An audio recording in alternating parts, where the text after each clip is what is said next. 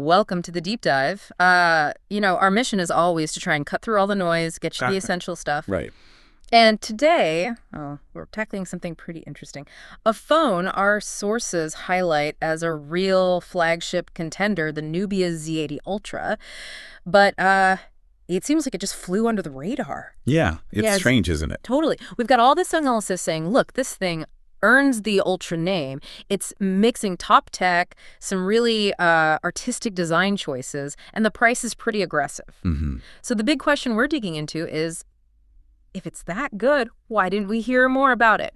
We're going to unpack what our sources say, see if it really should be up there with the 2025 big players. It really gets into that whole value versus visibility thing, which is, well, always fascinating in the tech market. Exactly. You know, you've got these giants with massive marketing budgets, and then you have something like the Z80 Ultra, which looks like it's putting pretty much every penny into the actual hardware and the user experience. Right. So for you, if you're looking for like maximum innovation, but maybe not wanting to shell out for the absolute highest mainstream price, this is definitely one we need to break down. Okay, let's start with how it looks and feels, the aesthetics.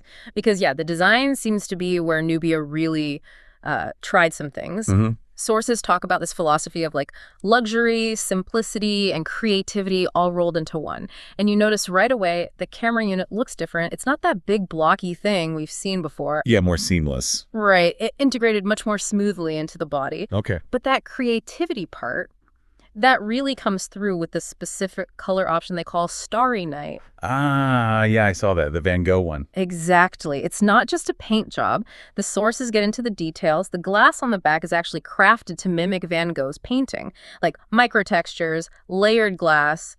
It creates this swirling effect. Wow. One source literally says it makes the back look like a real piece of art you're holding. That's pretty bold. But what's interesting is pairing that artiness with some functional bravery, I'd call it. How so? Well, they managed to get a display with absolutely no punch holes, no notches, just screen. A totally clean viewing experience, which, that's a tough engineering challenge. How'd they pull that off? It's the under-display camera, the UDC, a 16-megapixel front camera tucked under the screen. Okay, UDC tech isn't brand new, though, is it? The early ones were kind of rough. Right, exactly. Yeah. And that's the key point our sources highlight. Nubia apparently put a lot of effort into improving the image processing for this UDC compared to their last one. Oh. Because, historically you got that clean screen, but your selfies looked, kind of muddy or washed out. Nubia seems to be saying, look, this tech is finally ready for a flagship. Okay, that makes sense. And they didn't just stop with the screen, right? They leaned into this whole professional feel for interaction, too. Yeah, tell me about the frame. So the sources point out the aluminum frame. On the right side, you've got power, volume, but also a dedicated physical camera button. Oh, nice. Like a proper camera. Exactly. That's the vibe. A nod to professional photography, making it more tactile, maybe steadier for shooting.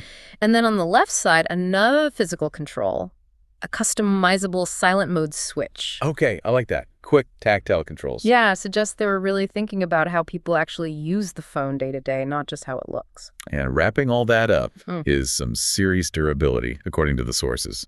It's not just IP68 water and dust resistance. There's more. Yeah, IP69 too, which is even tougher against high-pressure water jets and stuff. Premium build, definitely. Plus, you get that high-end ultrasonic fingerprint sensor under the display for security. Okay, solid build. Yeah. But is there a downside? Well, maybe the feel in the hand. You pay for that robustness and probably what's inside. Sources note it's kind of thick at 8.6 millimeters and pretty hefty. 227 grams, that's noticeable weight. 227 grams. That is heavy. Makes you wonder where the wheat's coming from, doesn't it? Is it just the tough build or maybe something big inside? Could be foreshadowing. Like the battery. We'll definitely circle back to the battery. But let's stick with the visuals for a second, talk about the screen itself, the display. Right. Because the sources really position this as top tier, like best-in-class contender stuff. We're talking a big 6.85-inch AMOLED. Okay. 1.5K resolution, super smooth, 144 hertz refresh rate, and really bright 2000 nits peak brightness. These specs are aimed squarely at the high end. Yeah, that peak brightness combined with no notch, that must look incredible. But hang on, the sources also mentioned the bezels, right? They did, yeah. So the gap between the screen and the edge is almost imperceptible. Right, and one source made this frankly, huge claim, saying it beats out competitors like the iPhone 16 Pro Max in terms of thin bezels. Whoa, really? Against the iPhone? Yeah. I mean, that's a staggering thing to claim. The bezels are probably amazing, don't get me wrong, but when a source makes a direct comparison like that against the, global benchmark, You got to raise an eyebrow, maybe. a little bit, you have to appreciate the engineering difficulty they're claiming to have overcome. Yeah. But it definitely shows how serious Nubia was about making that screen experience dominant. Okay, so visually impressive. What's driving all this? Let's get under the hood. The processor. It's got the latest silicon, the Qualcomm Snapdragon 8 Elite Gen 5. The Elite? Top dog. Yeah, built on that cutting-edge 3-nanometer process. Clock speeds up to, 4.6 gigahertz? That's a ton of power. It is, and the 3-nanometer part is key. Right. Why is that so important, beyond just speed? Oh, it's efficiency. Those tiny transistors mean less power draw, less heat. The sources suggest this lets their Nebula AI OS 2, which is built on Android 16, by the way, Okay. run these background AI things constantly, like optimizing stuff, handling complex photo tasks without just killing the battery or making the phone hot. So the AI is meant to kind of simplify things, learn your habits? Pretty much. And that super efficient chip makes it practical to have it running all the time. Gotcha. And what about memory and storage options? For you, the listener, trying to figure out which configuration. They seem pretty generous there, too. The base model isn't. Skimpy starts with 12 gigs of RAM and 256 gigs of storage. Okay, solid start. Then there's a mid-tier, 16 gigs of RAM, 512 gigs of storage. Right. And if you need absolutely maximum space, they've got a top version with a full terabyte of storage, also with 16 gigs of RAM. A terabyte. Wow. Yeah, they clearly built this thing to handle big files like high-res video or demanding games. No weak links in the performance specs. Okay, so that leads us nicely into the cameras, where those professional touches meet the actual optics. It's a triple lens setup on the back, right? That's right. 3 cameras. So the main one is 50 megapixels, f1.7 aperture, and it's got OIS, optical image stabilization. The physical stabilization. Crucial for low light. Exactly. Should help keep things steady and detailed, even when it's dim. Then there's another 50 megapixel lens. This one's the ultra-wide, f2.2.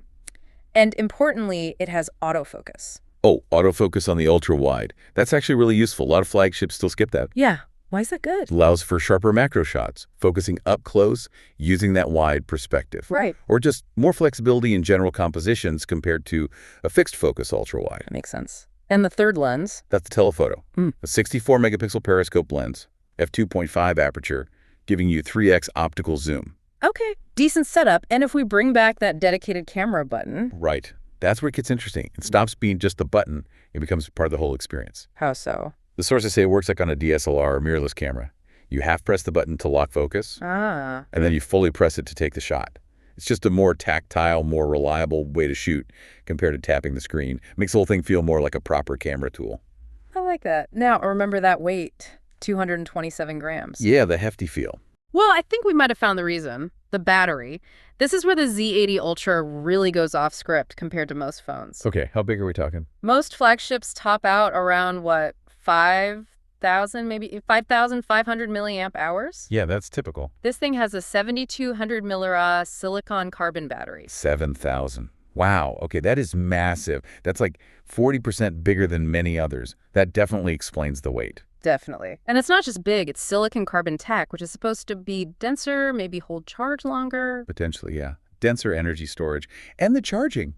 Can it fill that beast quickly? Seems like it. Supports 90-watt wired charging and 80-watt wireless. Okay, 90 watts is fast. 80 wireless is also very fast. The sources use phrases like recharging takes a matter of minutes, and it's great for heavy daily use. Okay, hold on.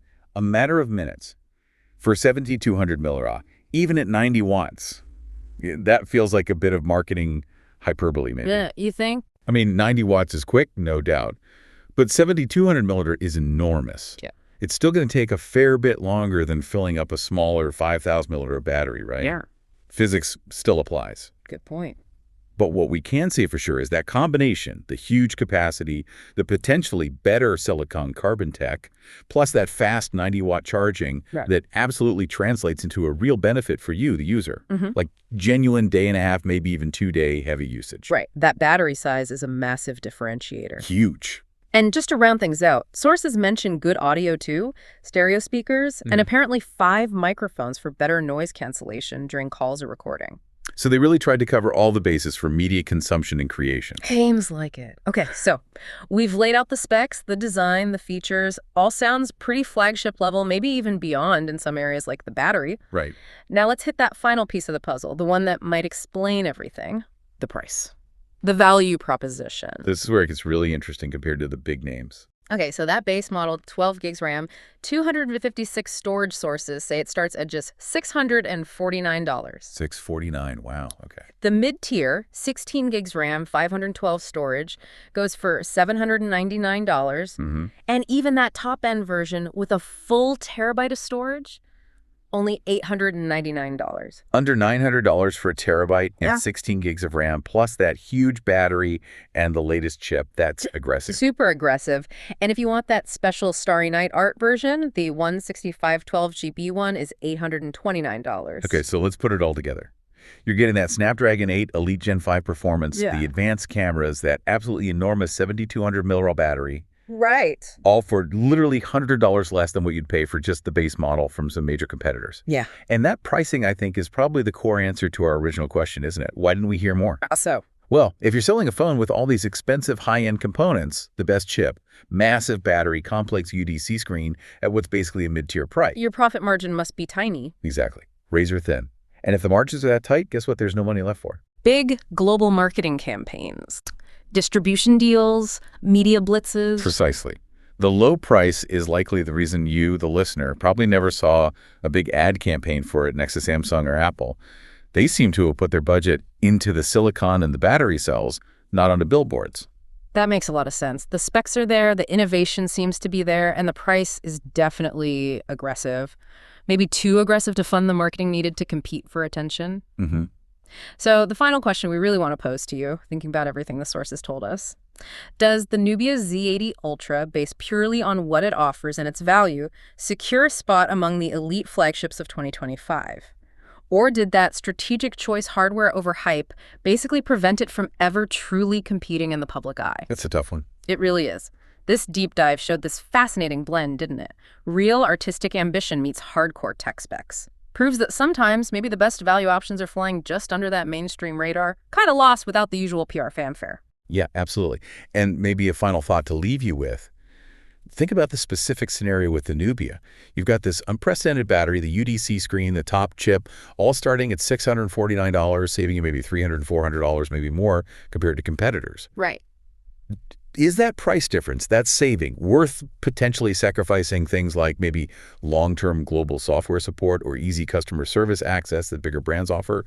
Or is truly high-end niche hardware like this always going to struggle against the sheer power of mass market branding and those huge marketing budgets? It makes you think about what you prioritize more: the raw performance and innovation inside the device itself, or the story and support system built around it.